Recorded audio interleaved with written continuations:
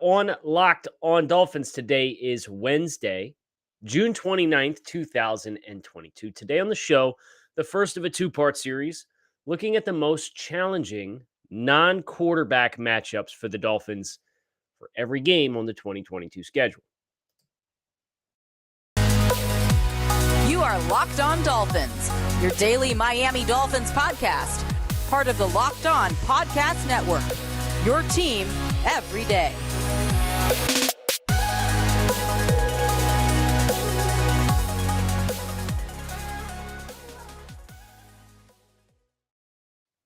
What's going on, Dolphins fans? Kyle Krabs, your host here on Locked On Dolphins today, Wednesday, June 29th, 2022. Lifelong Miami Dolphins fan, director of scouting at thedraftnetwork.com, your host here on Locked On Dolphins, two-part series to get us into Friday for Power to the Pod. Our mailbag episode will come on Friday this week. And we're going to be looking at every game on the schedule and omitting the quarterbacks, right? Because there's so many talking points that just gravitate towards that dynamic of the game of football. And you understand why. It's the most important position on the field. But if you remove that from the equation, from a talent and personnel perspective, who are the most stressful matchups the Dolphins have to focus on each week? We're going to talk about it. We're going to explore that today and tomorrow on the show. We're going to dedicate each half of the season to one day. But do want to thank you guys for making Locked On Dolphins your first Miami Dolphins listen of the day.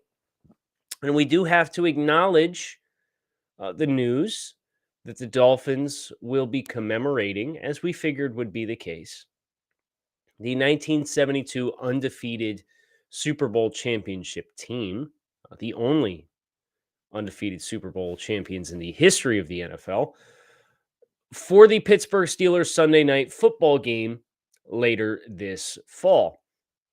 Be there would be my suggestion, invitation, recommendation, assertion to you. Be there.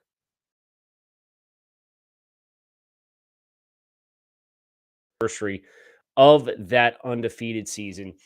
Obviously, some pretty notable names that were parts of that championship team have passed in recent years, but you have to imagine that a nucleus of that team will be in attendance, and what a phenomenal opportunity that will be to really enjoy some of the history of the Miami Dolphins firsthand. I think is just a wonderful opportunity for you as a Dolphins fan to be a part of. I will be there. And if I will be there, I would love to see you there as well. So week 7, Sunday Night Football, Dolphins Steelers. You know they're wearing the throwbacks. Aesthetically pleasing game. Let's make it happen. Hope to see you there.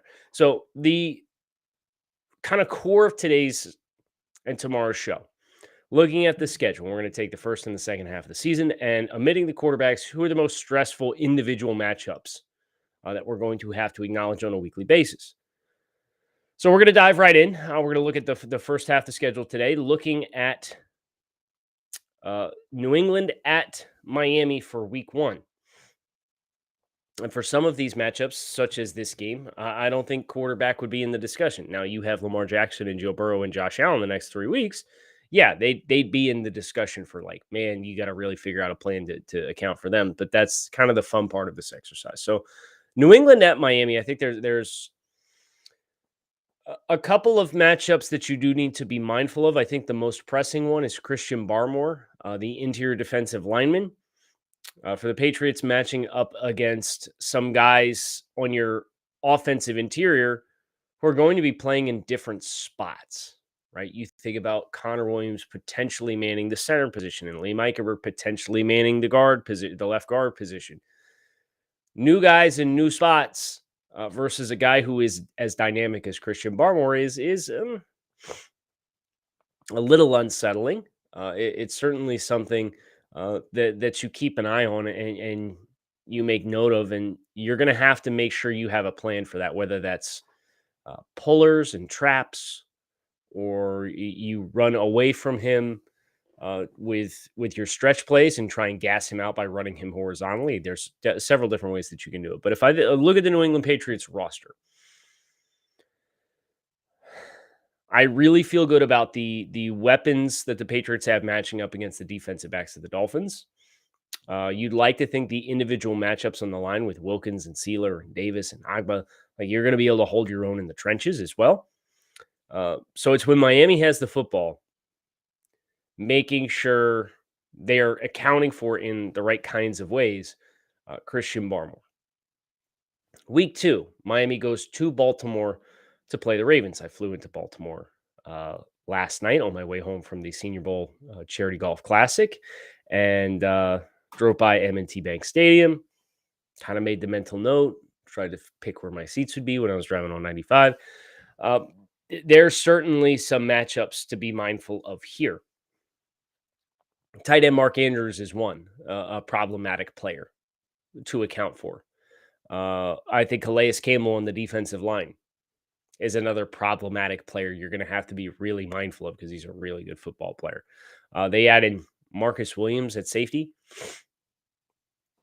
This Baltimore team has a lot of talent. I expect they will be much more like the standard that you expect the Baltimore Ravens to be as compared to what they were down the stretch last year. Now, give Miami credit. They still caught the Ravens fairly early in that process. Obviously, they had tapped out Marcus Peters and they had tapped out Ronnie Stanley and they had tapped out like their first 4 running backs way before they ever got to play the Dolphins. But the team that was crossing the finish line in Baltimore was much worse off than the team that the Dolphins played. So that gives you enthusiasm for the matchup. But I think Mark Andrews is really kind of the straw that stirs the drink. And they're going to be a very tight end heavy 12 and 22 personnel offense in general.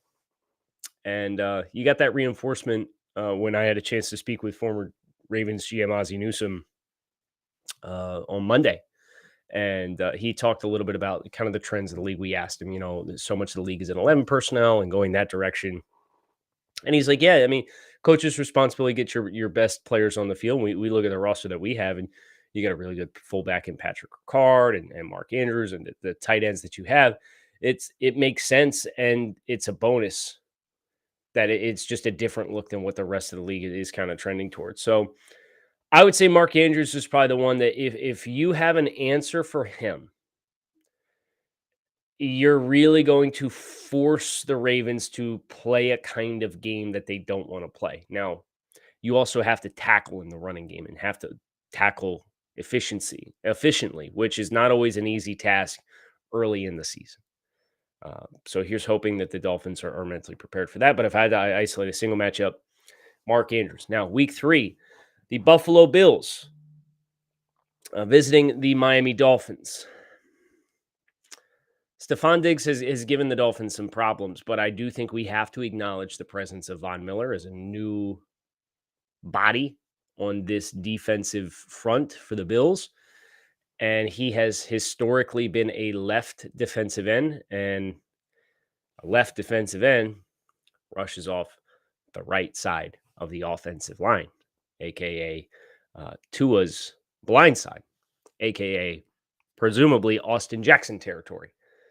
And that's a big problem. If AJ Epinesa is going to eat Austin Jackson's lunch every day when they play each other, going all the way back to when Iowa played USC in the bowl game, a healthy Von Miller is a pretty scary thought. So that would be the matchup I would probably put at the top of the list, based more so on the talent that Miami has to accommodate that, or does not have to accommodate that. And that'll be a pretty common trend, honestly. We're going to get through some of these defenses in general in Pittsburgh, in Minnesota, in Cleveland. The list will go on, and there will be more defensive ends, potentially in Green Bay. There's a lot of matchups that you look at primary pass rushers and how they can really be problematic based on that individual matchup. But let's not do the show before the show, right? But before we go any further, I do have to tell you about my friends over at rockauto.com. Rockauto.com is a family business who's been providing auto parts customers with high quality service online for the last 20 years.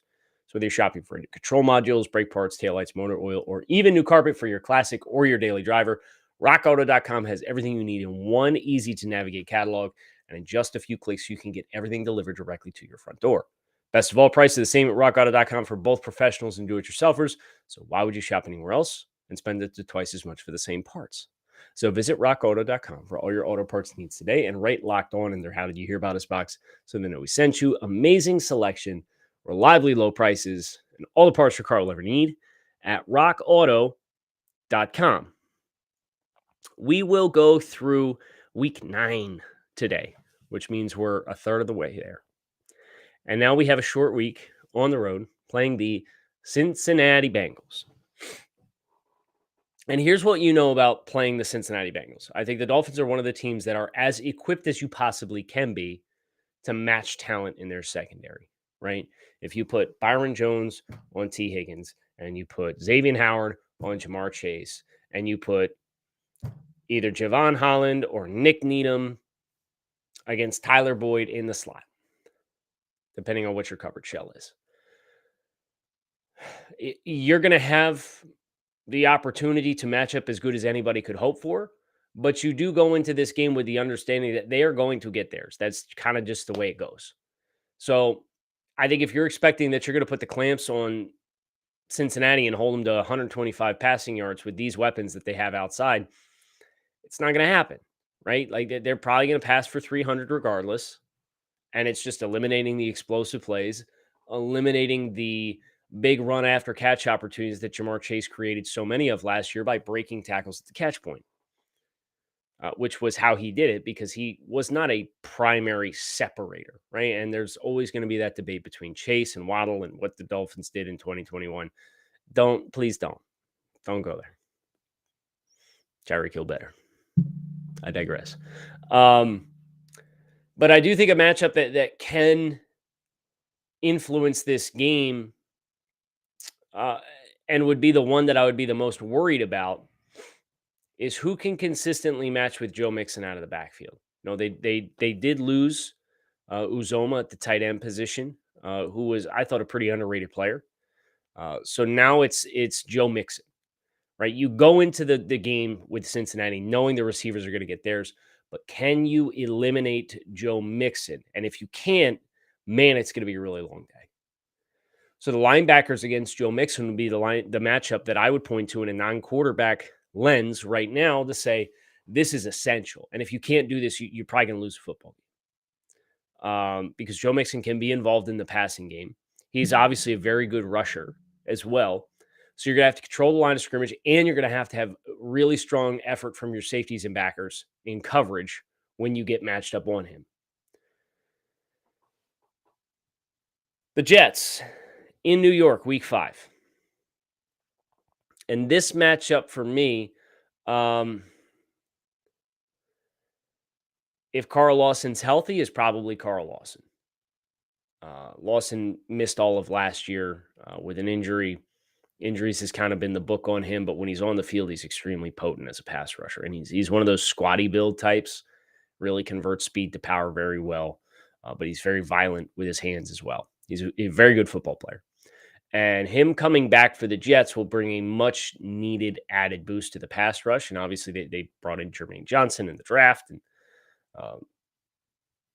Ahmad Garner to kind of help in the secondary.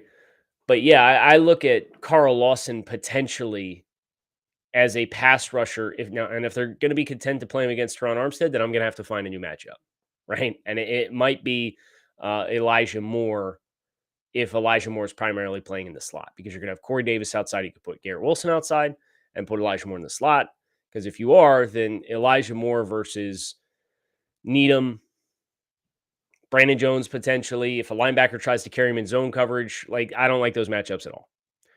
But if Carl Lawson's rushing against Austin Jackson, who's penciled in as the right tackle as things currently stand, yeah, I'm a little anxious. I'm a little nervous. I don't feel really good about it. Now, there's ways that you can help with that by including the backs in pass pro, or putting a tight end hand in the dirt there, or running the ball directly at that guy and keeping him off balance. Those are the ways that you scheme up a game plan to kind of slow a player like that down. And they can do that. But If you were telling me we have to drop back and throw the ball 30 times, which the Dolphins had to do so many times last year, yeah, I don't really have a great appetite for watching Austin try to block Carl Lawson one-on-one. So that would be a matchup that I would be mindful of. Week 6, Miami hosting the Minnesota Vikings. And there's a part of me that wants to take the same approach as the Bengals game to say, hey, Justin Jefferson and Adam Thielen, they're going to eat, but can you stop Dalvin Cook?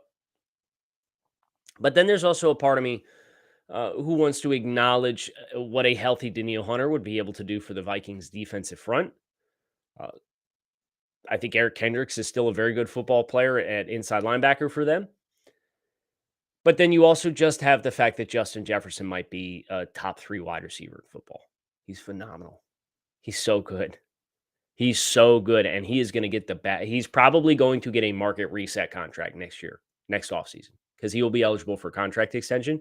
And if the Vikings don't do it now, they're going to be dumb. Because if they wait until the end of the rookie contract to pay him, they're probably going to have to pay him another $5 to $8 million per season. Like, pay it now. And anytime you play a player of that caliber, I'm inclined to just say, hey, the scary matchup is a player of that elite caliber.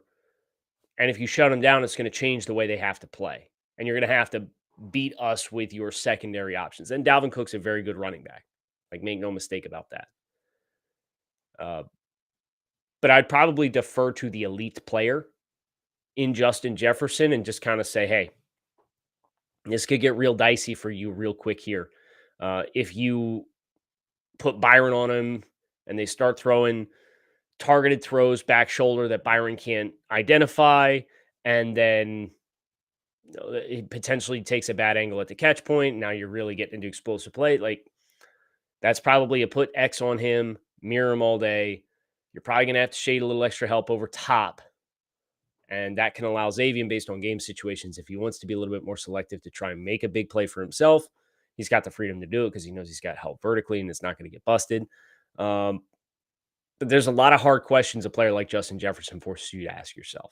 So he would be the player that I acknowledge in this front. I'd also like to acknowledge our friends over at BetOnline, our number one source for all of your sports betting needs and information. Find all the latest developments, league reviews, and news, Major League Baseball lines, the NFL futures, the fights with MMA, boxing, golf, all your favorite sports events. They have it all there. Head to the website today or use your mobile device to sign up and learn more with the trends in action. BetOnline, it's where the game starts. 3 games left. Pittsburgh Steelers, Detroit Lions, Chicago Bears in the first half of the Dolphins season, identifying the non-quarterback essential matchups that are the most worrisome as we sit here and we look at these teams as they all exist in the here and now. Pittsburgh, you've got 2 options, and I think you only have 2 options. You have Cam Hayward and TJ Watt, because they will wreck your game up front. And Cam inside. Now it is mid-season by this point, so hopefully everybody's kind of settled into their spots. But I not too long ago, in evaluating Melvin Ingram, went back and watched the week 1 performance last year of the Steelers versus the Bills, which the Steelers won that game. Part thanks to a block punt, but relentless pressure on Josh Allen. Now, Melvin Ingram was a big piece of that puzzle, which is a good feeling for Dolphins fans. But Hayward, oh my goodness, just an unstoppable force of nature inside. And then TJ Watt screaming off the edge. So pick your poison. Is it Hayward against Hunt and Eichenberg or Dieter or whoever is playing left guard? Or is it TJ Watt against your tight ends in Austin Jackson? Problematic matchup either way, if we're being completely honest. Now, Miami has plenty of favorable matchups as well, but that's kind of not the spirit of this show and exercise. It's to acknowledge the troublesome matchups that we have in each game. Which brings us to Detroit. Detroit, Miami has to travel to the Lions in Week 8 to play back-to-back road games against the NFC North. And when I look at Detroit, I really like the direction of the organization. I think they're doing a really nice job rebuilding this thing from the ground up. And they're entering into year 2 of the Dan Campbell era as the head coach of the football team. And that kind of paints a very clear picture for who Detroit is. At this point, you're probably going to expect to see Jamison Williams back, but I feel like it would be disrespectful to some of the tenured players on the team in Detroit to point to a rookie who has not played a snap yet and has 1 year of high level college football production and say, yeah, that's your X factor that you got to account for. Detroit has a really good offensive line. I will give them that. They have a lot of money invested in that group. Ragnow, Decker, Sewell, just as your pillars at each tackle and center spot. So, but I don't look at the skill group in its entirety. TJ Hawkinson is a potentially problematic player. But I also look at the defensive side of the ball. They get a lot of youth. They get a lot of growing players. This is kind of a hard one for me to identify a singular matchup that I am concerned with. DeAndre Swift's a good football player, but not a unstoppable force. And Detroit, as a rushing offense last year, was bottom half of the league. With it, that good offensive line that they had. I think you can really get after Jared Goff, and they don't have a lot of other options in the passing game or at the quarterback position. And their weapons are Amon-Ra St. Brown and DJ Chark. I'll say this. If Raekwon Davis can handle the one-on-one matchups with Frank Ragnow and force you to go mano-a-mano across the entire front and hold that ground, and then Detroit's like, okay, we have to commit an extra body to getting interior push. I think that sets you up for a lot of success. And that's obviously the case in every game that you play. But with a center like Frank Ragnow, who is a power center, a lot of the matchups on a weekly basis, you can afford to leave your center one-on-one and get your added double team or climb up to the second level quicker because the center is capable of manufacturing the movement vertically on his own. That's on you, Raekwon. And if that business gets taken care of, then I think that allows the Dolphins backers to really crash and flood and force Detroit to become one-dimensional. And then I think the matchup really trends in Miami's favor. And then our last game, week 9 of the first half of this two-part series, looking at the most troublesome non-quarterback matchups the Dolphins have to face each week. You have the Chicago Bears. And I want to acknowledge the existence of Darnell Mooney. He's a very good wide receiver, went over 1,000 yards last year. But Chicago, from an offensive line perspective, from the rest of their passing game weaponry perspective, they're just not where they need to be. They didn't have a lot of resources this year because they spent them to go up and get Justin Fields, and now they're entering into an offseason, and they took their top 2 picks in the draft this year and spent them on the defensive side of the ball. So now you got young players in the secondary in several key spots. They traded away Khalil Mack. So you got Roquan Smith, and you've got Darnell Mooney. You got a second-year quarterback in Justin Fields who's playing in a new system. And then you also have David Montgomery, the running back. And I think I'll acknowledge Montgomery here as the player with the matchup that you need to be the most mindful of because he's a bowling ball and he can create a lot of yards after contact. And if you let them get momentum on that front with them in a tightly contested game and Montgomery kind of becomes a workhorse and starts creating energizing plays, I think it can become a game longer. And then that's how you get in trouble late in a game that you have a talent advantage in and you potentially don't win. So I'll say David Montgomery there.